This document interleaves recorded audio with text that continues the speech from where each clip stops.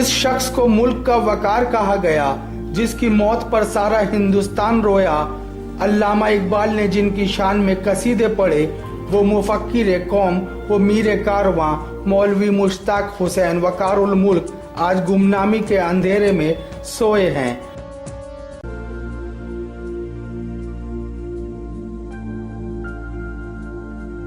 और नौजवान नस्ल को उनके बारे में पता भी नहीं। आखिर कितने लोग होंगे जो वकारुल मुल्क को जानते होंगे? अगर जानते होते तो आज उनके मज़ार की ये हालत भी नहीं होती। आज उनके मज़ार पर कूड़ा पड़ रहा है, लोग गंदगी मज़ार पर डाल रहे हैं। आखिर कौन थे नवाब वकारुल मुल्क? अमरोहा से उनका क्या रिश्ता था? आज उनके मज़ार की ये हालत क्यों है? एक्सप्रेस ने नवाब साहब की यौम पैदाइश के मौके पर उनकी तारीख पता की तो मालूम चला कि अमरोहा नवाब वकारुल मुल्क की ननिहाल है। नवाब वकारुल मुल्क का असली नाम मौलवी मुश्ताक हुसैन था। उनके वालिद शेख फजल अहमद मेरठ के रहने वाले थे। अमरोहा के मौलवी घराने के मौलवी अनवर की बेटी बतुलनिसा से उनका निकाह हुआ था। 24 मार्च 1841 यानी 29 मुहर्रम 1357 हिजरी को मेरठ के सरदना में मुश्ताक हुसैन का जन्म हुआ।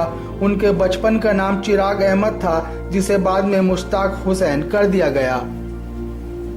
लेकिन जन्म के 6 महीने बाद ही मुश्ताक हुसैन के वालिद का इंतकाल हो गया और बतुलनिसा बेगम 6 महीने के मुश्ताक को अपने साथ लेकर अपने वालिद के घर आ गईं। आपने अरबी फारसी की पढ़ाई मौलाना अमानतुल्लाह से हासिल की और दीनी तालीम मौलाना सैयद राहत अली ने दी। सन 1859 में मुश्ताक हुसैन ने रुड़की इंजीनियरिंग कॉलेज से एडमिशन लिया, लेकिन आर्थिक स्थिति ठीक न होने की वजह से उन्हें पढ़ाई बीच में ही छोड़नी पड़ी और मौलवी मुश्ताक हुसैन मुरादाबाद के अंग्रेज अफसर के यहाँ मुलाजिम हो गए। लेकिन नमाज की पाबंदी के चलते उन्हें जल्द ही नौकरी छोड़नी पड़ी। अमरोहा ने मुश्ताक हुसैन की शख्सियत को निखारा और संवारा। अमरोहा हमेशा से ही इल्म अदब का गहवारा रहा है, जिसका असर वकारुल मुल्क की जिंदगी पर बचपन ही से रहा। मुश्ताक हुसैन बहुत दीनदार इंसान थे। नमाज के औकात में ऑफिस का काम छोड़कर चले जाते। ये बात इनके अफसर मिस्टर कानून को बर्दाश्त न हुई। उन्होंने एतराज किया। मुश्ताक हुसैन ने नमाज के औकात की तनख्वाह कम करने या बाद में काम करने की तजवीज़ रखी, जिसको मिस्टर कानून ने नहीं माना। तो मुश्ताक हुसैन ने नमाज न छोड़कर 13 साल अंग्रेजी हुकूमत की मुलाजमत से इस्तीफा दी। इसी दरमियान मौलाना की मुलाकात सर सैयद अहमद खां से हुई। नवाब हैदराबाद सालार जंग को अपने काम के लिए भरोसेमंद आदमी की तलाश थी। सर सैयद के कहने पर नवाब साहब ने मुश्ताक हुसैन को अपने यहाँ रख लिया और जल्द ही नवाब हैदराबाद को मौलाना की कीमत का अंदाज़ा हो गया और नवाब सालार जंग ने खुश होकर उन्हें कई जागीरों का मालिक बना दिया और नवाब वकारुल मुल्क की उपाधि भी उन्हें हासिल हो गई।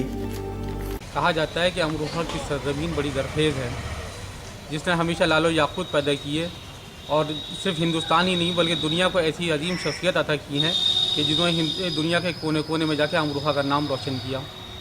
इन्हीं तमाम शख्सियात में एक अहम शख्सियत नवाब वकारुल मुल्क की है, जिन्होंने अपनी पूरी ज़िंदगी कौम और मिल्लत के लिए सर्फ की और अपनी ज़िंदगी के तमाम सरमाया आखिर में इंतकाल के वक्त जो है कौम के नाम वक़्फ़ कर गए। नवाब वकारुल मुल्क ने सिर्फ अलीगढ़ यूनिवर्सिटी के लिए ही नहीं, हिंदुस्तान के मुसलमानों के लिए नहीं, बल्कि अमरोहा के अपनी कौम के लिए और बग़ैर किसी इख्तलाफ के अमरोहा की तमाम कौम के लिए अमरोहा में ज़नाने अस्पताल की ज़मीन दी और उसे संग बुनियाद रखी। गवर्नमेंट कॉलेज की बुनियाद रखी। अमरोहा में रेलवे स्टेशन उन्हीं की जगह में तामीर हुआ।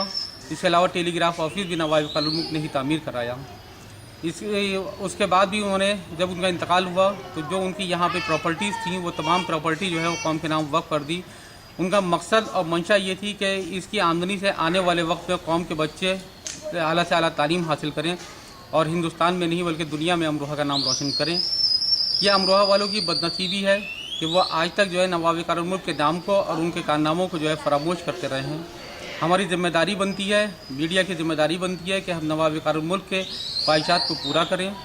बहरहाल इस सिलसिले में मैं हिंदुस्तान एक्सप्रेस न्यूज़ का शुक्रिया अदा करता हूँ कि जिन्होंने आज जो है इस सिलसिले में नवाब वकारुल मुल्क की पैदाइश के सिलसिले में जो है लोगों से मुलाकात की और तमाम जानकारी हासिल करके जो है उनके नाम को आने वाले वक्त में बच्चों तक पहुँचाया। इल्म व अदब की ज़मीं अमरोहा पर यूँ तो कई शख्सियात ने जन्म लिया, लेकिन नवाब वकारुल मुल्क ने जो काम अमरोहा की तरक्की के लिए अंजाम दिए उन्हें कभी भुलाया नहीं जाएगा। आपने पूरी जिंदगी अमरोहा के नाम कर दी और तमाम सरमाया अमरोहा पर ही खर्च कर दिया। आपके कार्यों से खुश होकर अंग्रेजी हुकूमत ने भी सम्मान दिया और उस दौर के कलेक्टर ने भी आपको सम्मानित किया था, लेकिन बदले में अमरोहा ने उन्हें क्या दिया? सिर्फ एक गेट के सिवा जो उनके नाम पर बनाया गया, वो भी पूर्व चेयरमैन स्वर्गीय आफ्ताब सैफी की कोशिशें थीं। लेकिन आज अगर देखा जाए तो उनके मज़ार की हालत भी किसी से छुपी नहीं। वहाँ लोग गंदगी डाल रहे हैं, लोग शौच के लिए भी कब्रिस्तान का इस्तेमाल कर रहे हैं और जिम्मेदार भी हम सभी हैं जो सिर्फ जिक्र करके भूल जाते हैं। यूँ तो अमरोहा में बहुत ही नामवर शख्सियत पैदा हुई और अमरोहा का नाम रोशन किया, लेकिन तालीम के मैदान में जो काम नवाब वक़ारुल मुल्क साहब ने अंजाम दिया, उसकी मिसाल शायद अमरोहा में कम ही मिलेगी। नवाब साहब ने अमरोहा के लिए बेजबहा काम किए। आपने यहाँ पर रेलवे लाइन का भी लिए ज़मीन दी, आपने टेलीग्राफ ऑफिस भी यहाँ कायम किए और जो गवर्नमेंट इंटर कॉलेज है वो भी आप ही की देन है। आपकी शख्सियत का जो है कोई भी हम अहाता नहीं कर सकते, क्योंकि आपकी शख्सियत नामहदूद थी। आपकी ईमानदारी का आज भी लोग तस्करा करते हैं। आज अमरोहा में पार्क की कमी है। वक़ारुल मुल्क का मज़ार बिजनौर मार्ग पर स्थित है। अगर पालिका उनके मज़ार का सौंदर्यीकरण करा दे और एक खूबसूरत पार्क वहां बना दिया जाए तो ये कोई बड़ी चीज़ नहीं और शायद किसी को एतराज़ भी न हो, और अगर किसी को एतराज़ होगा भी तो वह इंसान न होगा। वक़ारुल मुल्क ने कौम व मिल्लत की खिदमत अंजाम देने के साथ ही साथ अपने वतन अजीज अमरोहा को कभी भी नजरअंदाज नहीं किया और अमरोहा के लिए वक़ारुल मुल्क की जो खिदमत हैं, शायद वो खिदमत आज का बड़े से बड़ा हाकिम ना कर सके। अमरोहा को तरक्की की राहों पर लाकर खड़ा करने वाली शख्सियत का नाम नवाब वक़ारुल मुल्क है। सबसे पहले तो मैं एक्सप्रेस न्यूज़ की इस पहल को मुबारकबाद देना चाहूँगा कि अभी मीडिया में हमारा चौथा पिलर कहलाता है, इसमें बाज़ौक़, बाशौक़ और बासलाहियत लोग मौजूद हैं जिन्होंने इस अजीम शख्सियत नवाब मुश्ताक हुसैन, जिनका लक़ब वक़ारुल मुल्क था, उनकी याद में आज लोगों से मुलाकात की और उनकी ज़िंदगी पर रोशनी डाली। सच्ची और अच्छी खराज तहसीन अगर हम उन्हें पेश करनी है तो उन्होंने तालीम की निस्बत से जो काम किया है उस शमा को हमें बढ़ाना है, अपने बच्चों को पढ़ाना है। हम इस बात का अज़्म लें और हलफ लें कि हम अगर साहिब हैसियत नहीं है तो हम आधी रोटी खाएं, लेकिन अपने बच्चों को पढ़ाएं। कल क्या होगा हमें पल का पता नहीं। हमें जो कुछ भी है ज़्यादा से ज़्यादा अल्लाह की राह में देना चाहिए और अल्लाह की राह का दिया हुआ सामान आखिरत की आफियत का सबब बनता है। आपसे यही गुजारिश है आखिर में कि अपने बच्चों को पढ़ाएं और उनके नशो-नुमा को ज़्यादा से ज़्यादा रखें।